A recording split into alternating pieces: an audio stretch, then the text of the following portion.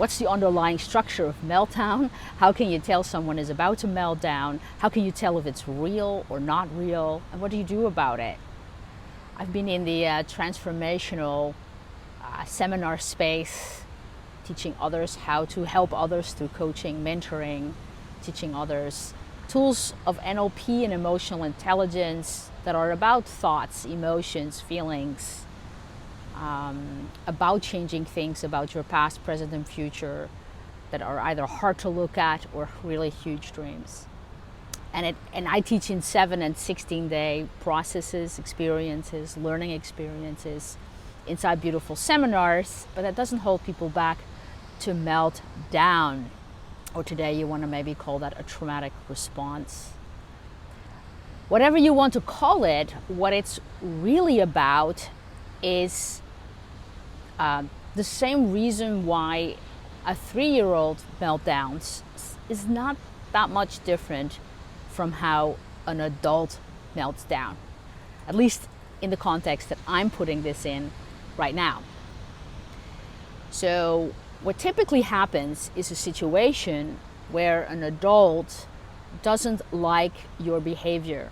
And this is very specific behavior that I'm talking about. They don't like your behavior where it comes to saying no, or setting a boundary, or you fending for what you want rather than what they want. Like a context like that is what I'm talking about. And so one of the contexts that I work in is I'm holding a group experience training sessions in villas at the beach, also here in Venice Beach, in Los Angeles, Bali, Amsterdam, Mexico. They want to have time with me. They read my biography. They know that I can work with significant emotional installations in the past. They know what my students say about me.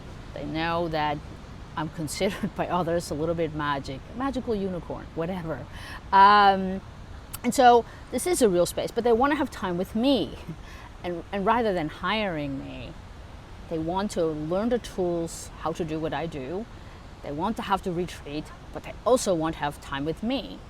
And I cannot spend with every single student, every single evening, doing unlimited coaching sessions at the same time. And so that's usually where I'm involved. But in your scenario, it's maybe that friend or that parent or that person that just doesn't want you to set boundaries or say no, or wants you to change your answer, your behavior. And if you don't do that, you have hell to pay. So what's the underlying structure here? Well, one, let's hang it on a 3-year-old in a store and an adult at the same time, okay? So the 3-year-old is in the store with mom and walks around and goes, I want to have some candy, right? And so mom goes, no, you cannot have candy. And there may be a bigger explanation about dinner, about already having had candy. In my world, that would be, I'm sorry, I cannot do private coaching after my workday of 12 hours is over, right? So that would be, maybe yours would be something different, but place this in the context of your world. Maybe you have a specific memory that you can hang this on, and then you can sort of like follow along. So you say no. And they give a signal where they go, well, I don't like your no. You must not have heard me. And so the child in the store will go, but I really want to have a candy, right?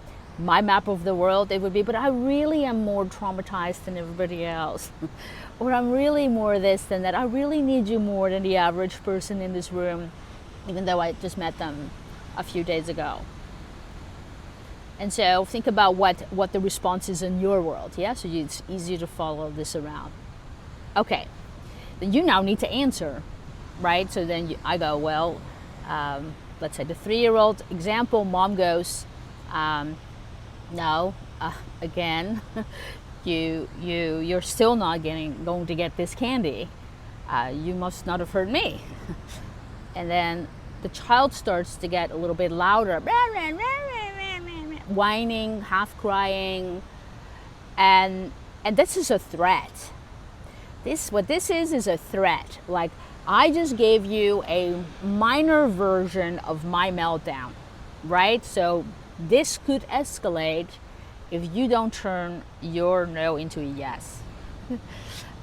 In my training room, it's like this dramatic walkout that usually then happens when I say something like childhood abuse or nasty divorce or losing someone that you care about, or something that relates to this, where they want whatever they want to hang their need of me on, right? Or whatever they want to hang the lack of commitment to really work on their shit in a group process rather than with me.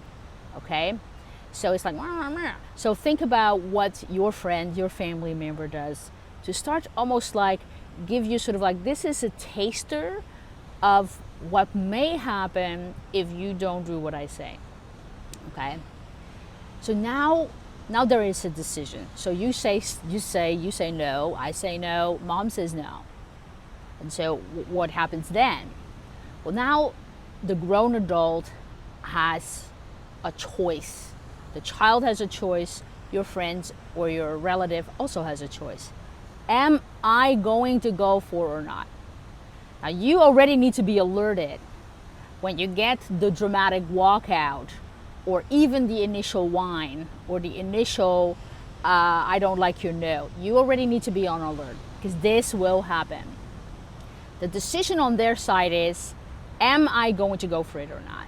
Am I going to roll around on the floor of the grocery store? Am I going to melt down, run out of the training room, threaten for my money back, collapse in the girls' room where Nicole only can go, whatever. Nicole's being me if you don't know who I am. And you have to say no. And this is really uncomfortable, that you have to say no. And the reason why you have to say no, the moment that in this threat of a meltdown, you switch your answer out of fear, out of wanting to have harmony, out of whatever good reason that you have, out of pity, out of like not wanting to look like a person without empathy, or even fearing the meltdown itself, the moment that you turn your no into a yes, you're owned.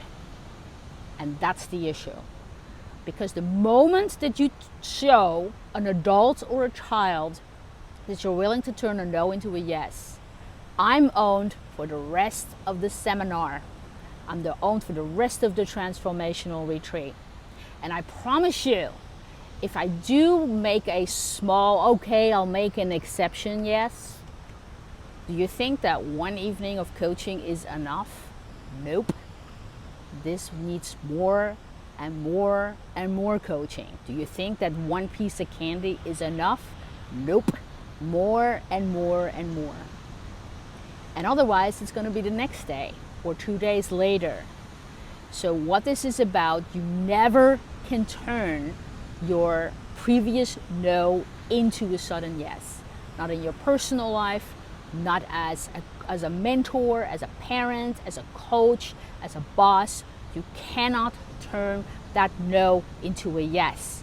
It's a different thing if there's a proper adult argument that is not emotionally charged, but the moment you start doing that, then you're owned. Anyway, that's a little wisdom from someone who has been running retreats about emotions, NLP trainings about thoughts and emotions for almost 20 years. If you're interested in having tons of other free resources of me teaching and explaining, go to globalnlptraining.com/simply. I have over 1,500 resources there. There's audios, there's forms, a lot of it for free, a lot of resources and videos. And maybe I'll see you in Bali, here in Venice Beach, Amsterdam, or Mexico for an NLP training. See you around.